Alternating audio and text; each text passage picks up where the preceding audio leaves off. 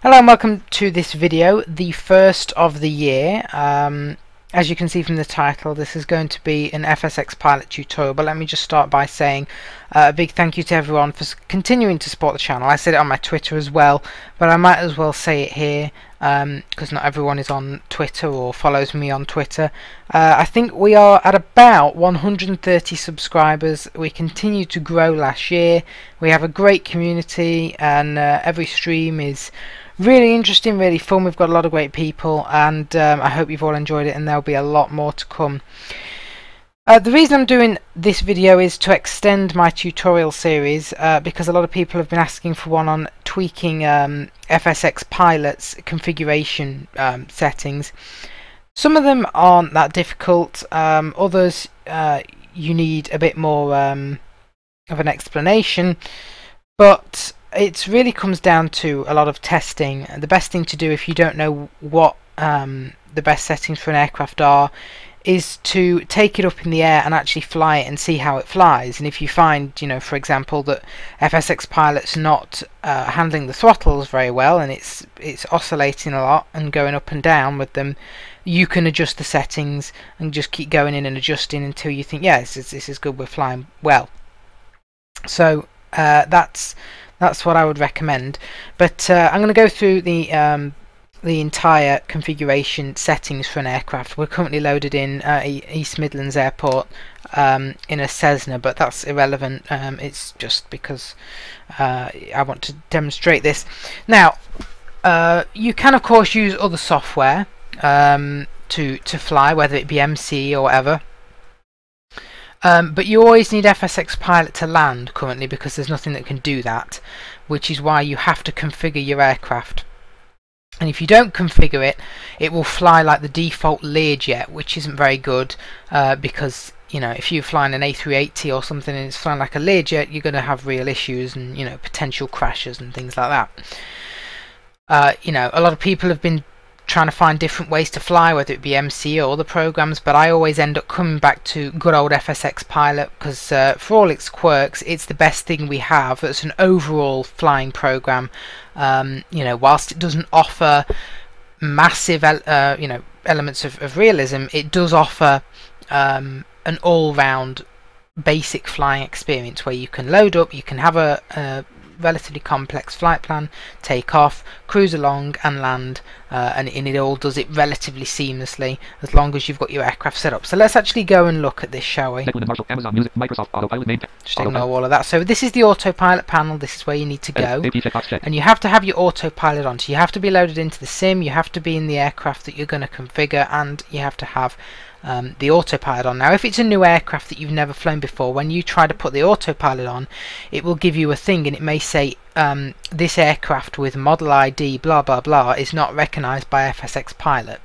You can click OK on that, but you need to know what the aircraft's model ID is so that you can input it. The model ID of an aircraft is like the code that FSX Pilot uses to register this aircraft. So for example, a 737-800 might be B738. The model ID really depends on what the aircraft add-on developer has put the model ID as, and there are various ways you can find this model ID, but if FSX Pilot doesn't know the aircraft, you will get that message with the info dialog. FSX Pilot doesn't, but if we go into the actual aircraft options, you'll be able to see where you can input a model ID for an aircraft. FSX Pilot will have that model ID in the text field there for you. So let's go in here. Files up, aircraft options, A. Aircraft options then. Aircraft options dialog, flex pose, auto landing, takeoff. Right. No free combo, edit, selected Cessna Skyhawk 172 SP. So you have to use object navigation, that's the first thing. Tabbing and things just doesn't work around here. You have to use object nav. If you use object nav left and right, you'll be able to go through all the fields, and then you can activate the fields, and then you can go in that way and edit these values. So the first value is the actual name of the aircraft. This isn't the model ID, it's the name of the aircraft. So you can see it's called Cessna Skyhawk 172 SP. That's the full title of this aircraft, and you can input anything you want into that field. you know, so if you want to import Airbus A320 IAE engines or CFM engines or whatever, you know, you can put whatever you want so that you know what aircraft it is. Combo box 0 collapsed. Flaps pose auto landing. So you've got a combo box, and then if you go to the right again, you've got a label next to it which says the flaps for the position of auto landing. You can go into this combo box and activate it and change the position of the flaps for auto landing. Now when they're at 0, that basically means FSX Pilot will just do the normal flap positions as it would in any default aircraft, and you can adjust the flaps yourself, of course, with the generic F5, F6, F7 and F8 keyboard shortcuts. If you know a specific flap setting that's used in an aircraft for landing that you would like to use, you know, it might be flaps 3 or whatever, you can come in here and set that, and then FSX Pilot will set that for auto landing. A lot of aircraft I don't bother because for one, you have to go and find out what flap setting is used, and for two, you might not want it to use the same flap setting every time. So I usually leave it at 0, and then I can manage it myself. And if I want to go full flap, or you know, if I want to go less flap, I can decide depending on things like runway length. Default climb rates FT/min grouping. Right, now this is a kind of grouping, a kind of section for the default climb rates. Speeds all required grouping. And then you've got a speeds section. The way this is laid out is a little bit weird, but stick with me and we'll get there. This helicopter. This helicopter checkbox not checked. So the next thing you've got is helicopter. Obviously that's pretty self-explanatory. Because we're flying a Cessna, you don't want that to be checked. Don't check this if you're flying an aircraft, otherwise you'll have some unsatisfactory results. C172. C172 edit 90. Now this is what you have. We see. I heard it say C172 there. That was just a text C172 label to tell you that you've now gone into the aircraft itself, the aircraft model ID and all that kind of stuff, and speeds. And all the information that relates directly to the operation of the aircraft. So you heard it say then C172 edit 90. We've got an edit box and it says 90. Takeoff KNT. And if you go to the right, then you have the label for that edit field. As I say, it's laid out a bit strangely. This is the takeoff speed in knots. So that way it says there C172 edit 90. 90 there. You can go into this box and edit the speed. Now it really depends on your aircraft, and you can do a bit of research. It's very difficult to actually put a specific takeoff speed. Usually in real life they would have a takeoff calculator that you could input the winds and the runway length and blah blah blah blah, and it would give you specific takeoff speeds. Now you can't really do that with FSX Pilot, unfortunately, because it's a very generic thing, but you can input a general speed. Now it really depends on the aircraft. A lot of aircraft I recommend, if it's a kind of medium aircraft like a 737, I usually put something like 180 knots. If it's a heavier aircraft like a 74 or something, I usually go for like 200 knots or so. It's really up to you, and that doesn't always mean, for example, if I put 180 knots for a 737, that doesn't mean that FSX Pilot will lift off at 180 knots. It means it will take off. I believe it pulls the stick back of the aircraft at 80% of your specified takeoff speed. So it'll pull the stick back, get in the air, and it will go to this speed, which is 180 knots or whatever, and it will just fly at that speed until you go on and select further speeds. This is your takeoff speed. Like I say, it's really up to you. You have to do research, but because we're only in a Cessna, it's at 90 knots, and that's absolutely, you know, adequate for a Cessna. And you'll also notice with the takeoff speed, when you input it, for example 90 knots, when FSX Pilot actually goes and you do the takeoff, it will often set the speed higher than this. I think it's 20 knots higher that it'll sometimes set the speed to, which I would imagine is just to add a bit of extra speed to the aircraft. I don't know why it does that, to be honest with you. Really, it's slightly odd, but it does, so just take that into account. Like I say, 180, 200 knots for most commercial aircraft will be absolutely adequate, and then GA, it really depends on the size, you know, anything from like 90, 120, 130 knots, really depends on what the aircraft is. So it's all about looking it up. Takeoff KNT. Cancel button. Okay, then after the takeoff thing you've got a cancel button, OK button. and an OK button. Again, this is laid out strangely because we're using object nav, but there we go. So obviously, you know, you can activate those if you want to cancel out the dialogue or OK. Cruising, KNT. Cruising, KNT edit 110. Cruising in knots again, that's your edit field where you can go in and edit 110 knots in the Cessna. Again, you can go and find this out on Google if you just look or whatever.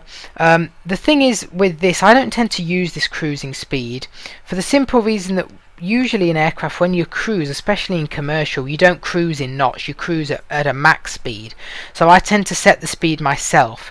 There's a lot of handy websites where you can find the cruise Mach speeds of an aircraft. For example, I know, you know, if I'm flying like a 737, I'll probably go at about Mach 0.8, something like that ish. Marshal left channel, Marshal logged out of the server. Just ignore that, that's just team talk. Yeah, I'll probably go at about Mach 0.8. But you can put a cruise speed in here. It is helpful in like Cessnas and things if you're just going to be doing some low flying, and you can set that. But yeah, and that will of course appear in the speed part of the menu. Approach, KNT edit 75. Okay, same as the other one, approach. Now you can find this on Google as well. You can have a look. It's usually varying again depending on winds and runway and flap setting. Just ignore that again. It really depends on the aircraft again. I usually set this again. It's very, if you're in like a 747 for example, you might want to be about 160 knots. 737s and some jets like that, you want to be maybe 140, 130 knots. The approach speed is not binding though. The approach speed is a kind of guide. If you just set FSX Pilot to do an auto land, it will make sure that you are at this speed on approach. But if like me you sometimes take manual speed control, you can go wherever you want with the speed. So I kind of use the approach speed as just a guide, and I can adjust the speed from there. But again, that will appear in the menu. Minimum KNT edit 75.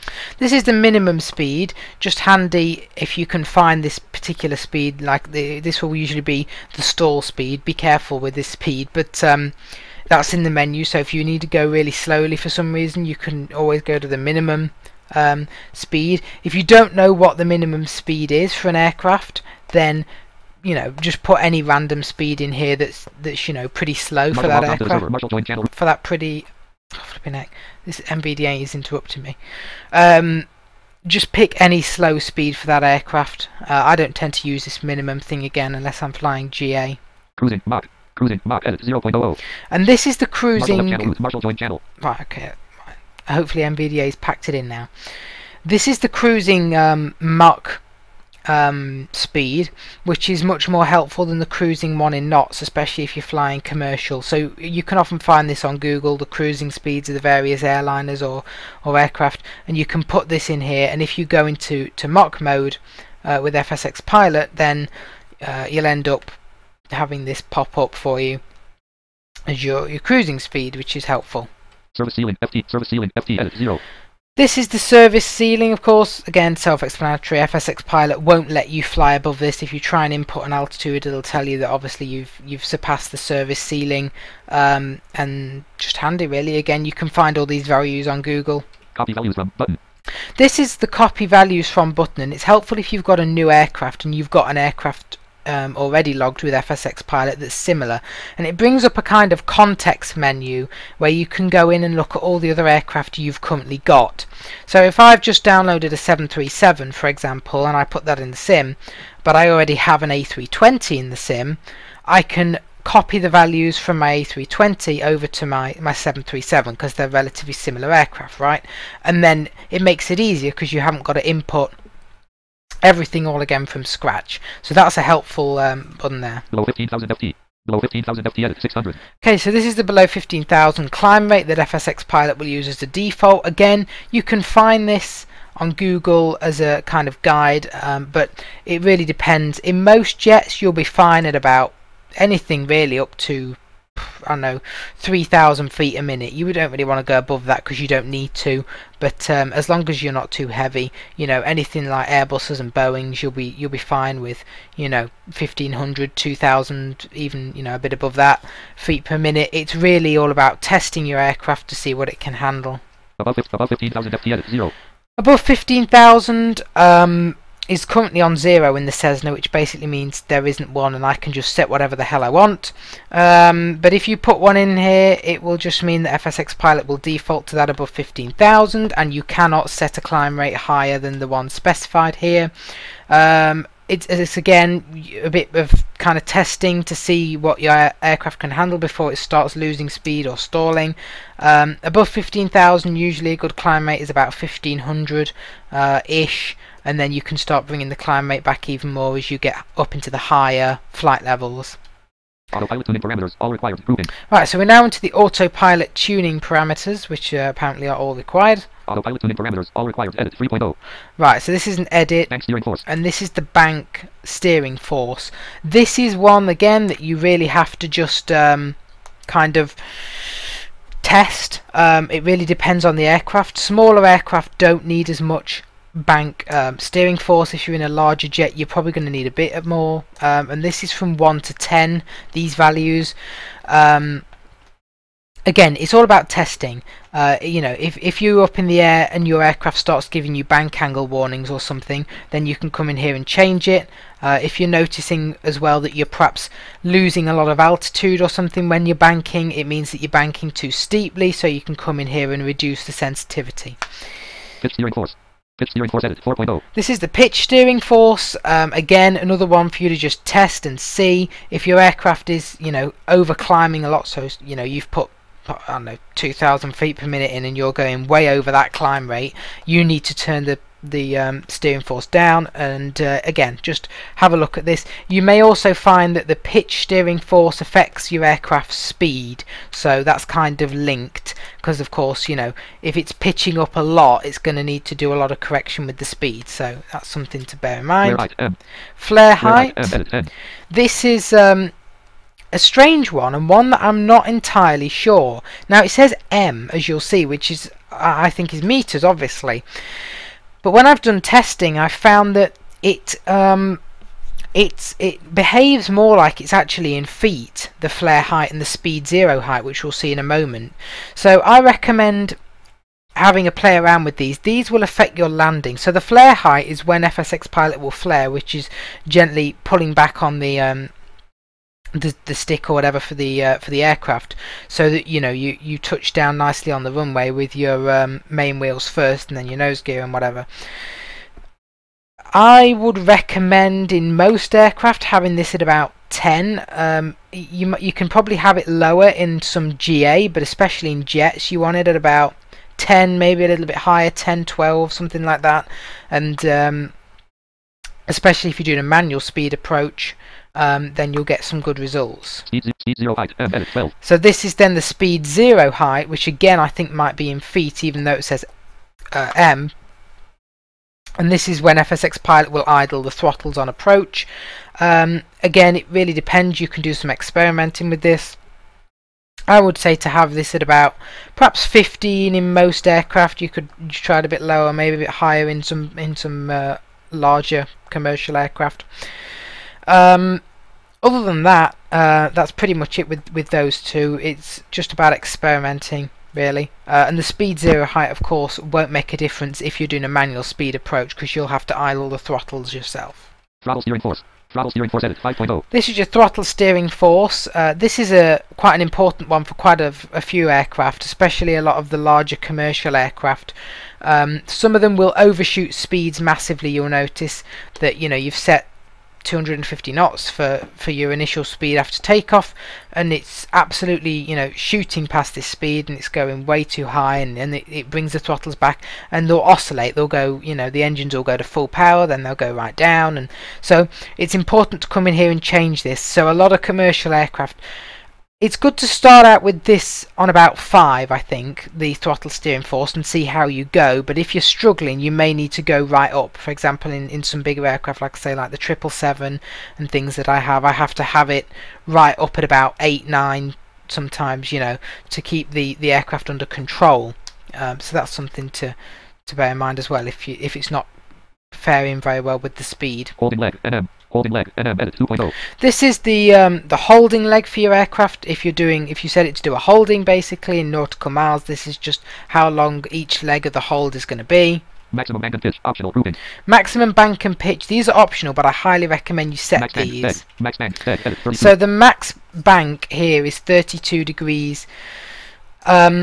This is quite important because I realised that FSX Pilot, what it was doing was it would bank a lot of aircraft at ridiculous rates, you know, like 60 degrees or more, you know, and it would do it and it would cause a lot of problems because the plane will be banking so steeply, we'd lose speed, we'd lose altitude. So I recommend coming in here and setting this to about 30-ish degrees in most aircraft. You don't really want to go higher than you know 30-35 degrees, especially in your commercial aircraft, and then you're sure that you're not going to have any bank issues. Max pitch, edit 30. And the same with the pitch. This is your degrees in pitch, which I would recommend setting to about 30. You don't want to be going above 30 degrees pitch or anything like that either, especially in commercial aircraft. So those two will just ensure that your aircraft remains stable. No next. And you can see we've reached the end. That's pretty much it for your aircraft options here. Obviously, that's all set up. You can see we had the model ID, which was already sorted out for us because this aircraft is the C172, the default.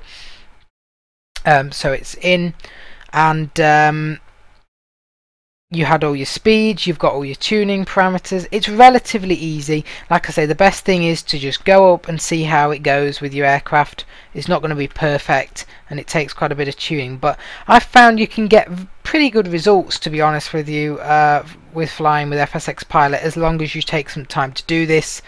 I always recommend to people, if they want the best results with FSX Pilot, to get a joystick, even if it's a cheap one with a throttle, and to actually do approaches manually with the speed. So because there's the read speed feature, so it will read the speed, and you can let FSX Pilot do the rest, but just take control of the throttles, because you know FSX Pilot does so much kind of jiggling with the throttles up and down that it can affect approaches, and that way you get very good landings.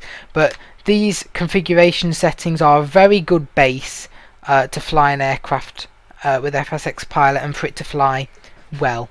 So that's pretty much it really. Let me just escape out of this. I have to go. Oh yeah, you have to go to cancel, don't you? Cancel. Of course you have to click OK if you've actually made any changes, and as soon as you click OK they will take effect, which is pretty powerful because, like I say, you can adjust it on the fly then. Alright, that's pretty much it. I think we've gone through everything with that. With the aircraft settings, pretty self-explanatory the whole thing, but you know, there are some valuable little settings in there. Anyway, I hope that has all improved your flying experiences with FSX Pilot. FSX Pilot is free. That aircraft editor used to be in the Pro version, but it's all been made free now, so there's not really any reason to delay getting FSX Pilot and giving it a go. You know, the MCE is what, 60-70 euros, I don't even know, and it can't land the aircraft for us. FSX Pilot is free, and like I say, it doesn't offer as much realism, but you can do a flight, and in my book, you know, the piece of software that allows you to do a flight, or the combination of software that allows you to do a flight, wins. And FSX Pilot is certainly one of, or part of that, because you can certainly use it in conjunction with MCE to do a flight with, you know, and MCE will have added realism. So FSX Pilot is a great add-on, in my opinion. It's not quite at the level that we've had before with IYP and things, but it kind of saved us because we didn't have IYP.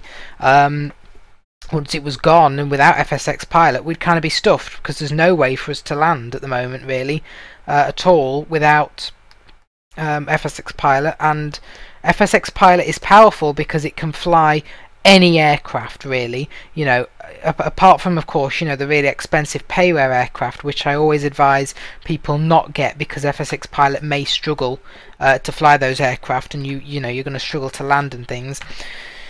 But you know, you can pick up any freeware aircraft, and as long as you get a good sound pack for it, you've got a very good base then, and FSX Pilot should be able to handle the aircraft. So thank you very much for watching again. I hope you have gained some valuable information, and I will see you, who knows when the next tutorial video will be. I just kind of keep updating the series as and when people say, you know, well, can you do a video on this? But I'll see you in the next video / stream or whatever it may be, and thank you all for the support again in 2018, and I hope 2019 is just as good. Thank you, and see you all later. Edit. Stop.